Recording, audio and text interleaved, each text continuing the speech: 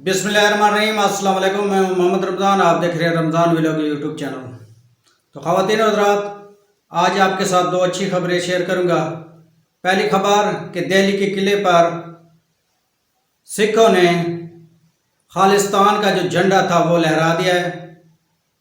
और दूसरी खबर कि पीटीएम की दो बड़ी जमातें के कैद बिलावल भुट्टो और मियां नवाज शरीफ एक दूसरे के आमने सामने और मौलाना फजल रहमान को दौड़े लग चुके हैं।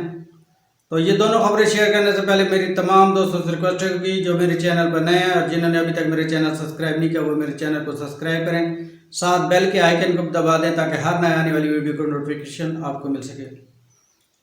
तो ख़वातीन हज़रात, आइए आपको खबर की तरफ ले चलते हैं। 26 जनवरी 2021 को भारत ने यौम जमहूरिया मनाने का फ़ैसला किया और बड़े प्रोग्राम करने का एहतमाम किया। और इसी रोज़ भारतीय किसान जो गुज़श्ता 2 माह से 26 नवंबर से जो धरना दिए दिल्ली में बैठे थे, उन्होंने दिल्ली के लाल किले की तरफ एक बहुत बड़ा लॉन्ग मार्च की रैली का इनेकाद किया, जिसके लिए पंजाब से, हरियाणा से, मगरबी उत्तर प्रदेश से और दीगर रियासतों से बहुत सारे किसान जो है ट्रैक्टर ट्रालियों समेत आए। और ये उनका जो मार्च था ये ट्रैक्टर ट्राली मार्च था। तो नरेंद्र मोदी जो गुज़श्ता 2 माह से किसान तंजीमें जो हैं वो एहतजाज कर रही हैं, वो 3 काले कवानीन जिनसे भारत के किसानों का एहतसाल हुआ, तो वो 3 काले कवानीन क्या थे कि 2019 का जो इलेक्शन नरेंद्र मोदी ने जीता था और उसके पस से पर्दा बीजेपी के जितने भी कमज़ोर कैंडिडेट थे उनको अंबानी और अडानी ग्रुप के फंड्स की वजह से, पैसे के बलबूते से उनके जो कैंडिडेट से जीत कर आगे आए थे। और अब 2 साल हो चुके थे, उन्होंने अपना जो पैसा इन्वेस्ट किया था उसकी कुछ प्रॉफिट और वो भी लेना था। तो नरेंद्र मोदी जब से 2019 का इलेक्शन जीत कर आए, सबसे पहले उन्होंने कश्मीर के अंदर कश्मीरियों की आईनी हैसियत ख़त्म करने के लिए एक काला कानून लाया 370 का, और जिसमें उन्होंने कश्मीरियों के हकूक़ की खुल्लम खुल्ले खिलाफवर्जी की। और उसके बाद कश्मीर के अंदर हिंदुओं ने आकर जहाँ ज़मीनें ख़रीदना शुरू कर दी। हालांकि जो आइन था उसमें लिखा हुआ था कि जो कश्मीर का जो हल्के का इलाका उसमें कोई हिंदू जो है वो ज़मीन नहीं खरीद सकेगा, लेकिन नरेंद्र मोदी ने वो सब करके दिखाया और वो जो ज़मीन खरीदने की हैसियत थी वो ख़त्म कर दी। और हिंदू जो ताजिर थे उन्होंने कश्मीर में ज़मीनें लेना शुरू कर दी।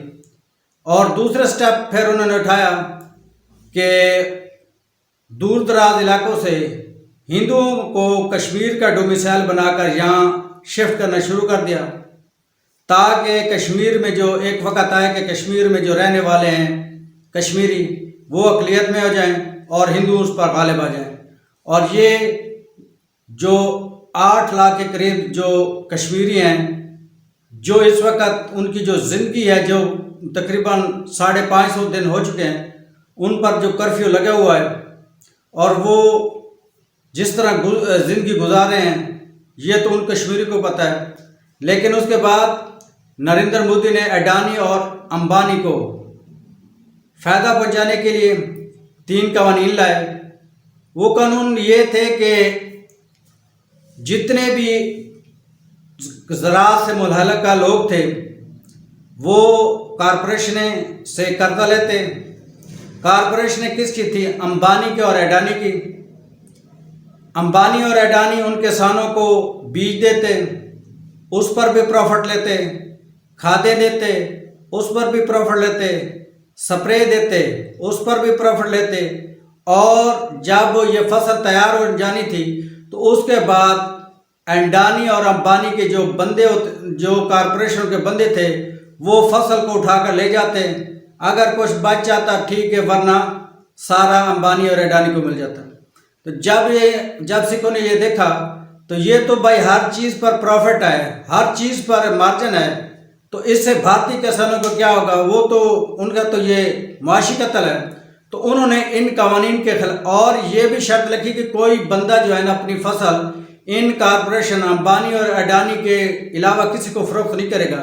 اس کی وجہ سے کسانوں کا جو احتساب ہو، انہوں نے 26 نومبر 2020 کو احتجاج کرنے شروع کیے اور یہ جنوری کے پہلے ہفتے تک کم از کم 10 لاکھ جو تھے وہ کسان، سکھ کسان، اور جس میں اور بھی جو فرقوں ہیں، مذہب کے لوگ ہیں کسان، وہ بھی اس میں شریک ہوئے.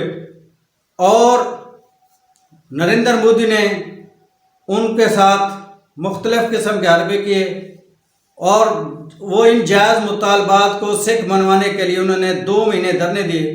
لیکن نریندر مودی اپنے نشے میں دھت، انہوں نے جس طرح وہ پہلے دوسری اقلیتوں کا حقوق پامال کرتے تھے، اس طرح انہوں نے سکھوں کے ساتھ بھی یہ کام کرنا شروع کیا. تو جب یہ 26 جنوری 2021 کو بھارت نے یوم جمہوریہ منانے کا اعلان کیا تو اس سے پہلے سکھ کمیونٹی اور جتنے بھی یہ کسان تھے انہوں نے بھی جو ہے نا ریلی نکالنے کا اعلان کیا. اور اس ریلی کا نام ٹریکٹر ٹرالی تھا، جس میں پنجاب، ہریانہ، مغربی اتر پردیش، راجستھان، بہت سے دور دور علاقوں سے ہزاروں کے تعداد میں ٹریکٹر ٹرالیاں آئیں اور ان میں لوگ تھے. اور آخر 26 جنوری 2021 کو انہوں نے دہلی کے اندر گھس کر دھاوا بول دیا اور راستے میں ان کی جو فورسز تھے ان کے ساتھ متعدد لڑائیاں ہوئیں، جس میں کئی جو کسان تھے وہ زخمی ہوئے،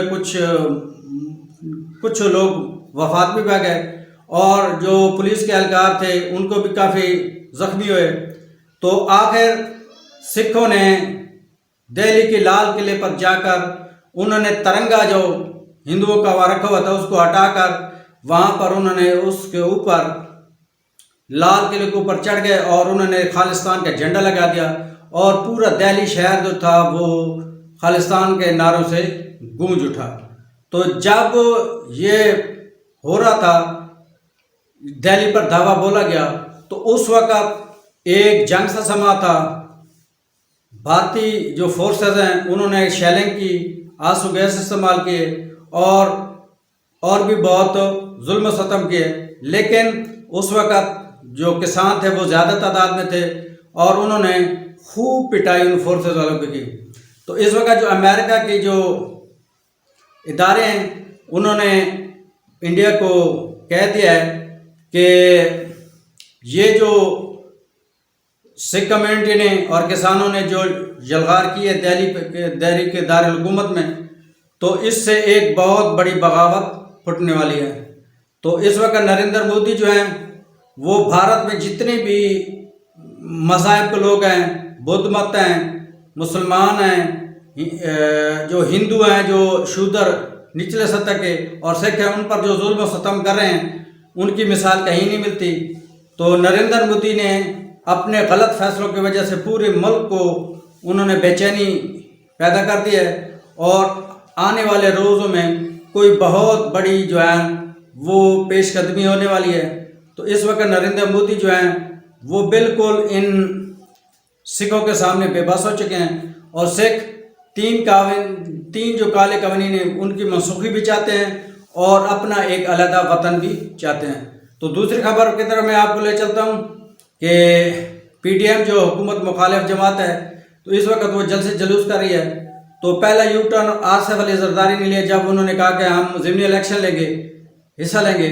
تو انہوں نے جو پہلا الیکشن جو تھا سندھ میں وہ جیت لیا ہے اور اسی کی خوشی منا رہے ہیں. اور دوسری طرف میاں نواز شریف جو ہیں وہ اس خوشی سے بڑے سیخ پا ہوئے اور انہوں نے جو پی ٹی ایم کے چیئرمین ہیں مولانا فضل الرحمان ان سے ٹیلی فون پر بات کی کہ آپ ہمارے چیئرمین ہیں میاں، ہم اسٹیبلشمنٹ کے بالکل خلاف چل رہے ہیں، اور آصف زرداری جو ہے وکٹ کے دونوں طرف کھیل رہے ہیں. اور آپ جو بلاول بھٹو نے کہا ہے کہ ہم عمران خان کو تحریک عدم اعتماد کی پیش کریں گے اور ان کو وزارت عظمیٰ سے ہٹائیں گے، تو اس فیصلے سے میاں نواز شریف خوش نہیں ہیں، کیونکہ میاں نواز شریف اور مریم صاحبہ جو ہیں انہوں نے اسٹیبلشمنٹ پر جس طرح وار کیے ہیں، مسلم لیگ نون اب بالکل ایک بند گلی میں چل چکی ہے.